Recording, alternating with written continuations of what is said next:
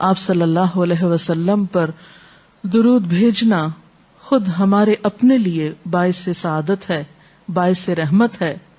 آپ صلی اللہ علیہ وسلم اس کے محتاج نہیں. مشرق ہو یا مغرب، شمال ہو یا جنوب، دنیا کے گوشے گوشے میں آپ کا ذکر خیر ہو رہا ہے. دن رات، آذانوں میں، نمازوں میں، جہاں جہاں آپ کا نام لیا جائے.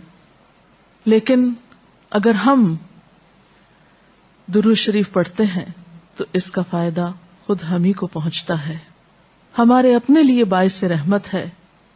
تمام غموں، دکھوں، تکلیفوں، مصیبتوں اور پریشانیوں سے نکلنے کا راستہ ہے، درجات کی بلندی کا ذریعہ ہے. رسول اللہ صلی اللہ علیہ وسلم نے فرمایا، جس نے مجھ پر ایک بار درود بھیجا اللہ تعالیٰ اس پر 10 مرتبہ رحمتیں نازل فرمائے گا.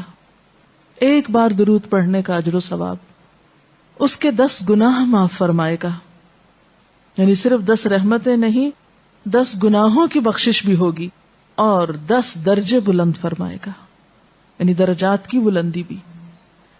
اسی طرح درود شریف آپ صلی اللہ علیہ وسلم سے قربت کا ذریعہ بھی ہے. حدیث پاک میں آتا ہے، قال رسول اللہ صلی اللہ علیہ وسلم اول الناس بی یوم القیامت اکثرهم علی صلاۃ. قیامت کے روز مجھ سے سب سے زیادہ قریب لوگ وہ لوگ ہوں گے جو دنیا میں سب سے زیادہ مجھ پر درود بھیجنے والے تھے. یعنی قیامت کے دن آپ کا قرب بھی درود شریف کی وجہ سے نصیب ہوگا. اللہم صل علی محمد وعلی آل محمد كما صليت على إبراهيم وعلى آل إبراهيم إنك حميد مجيد. اللهم بارك على محمد وعلى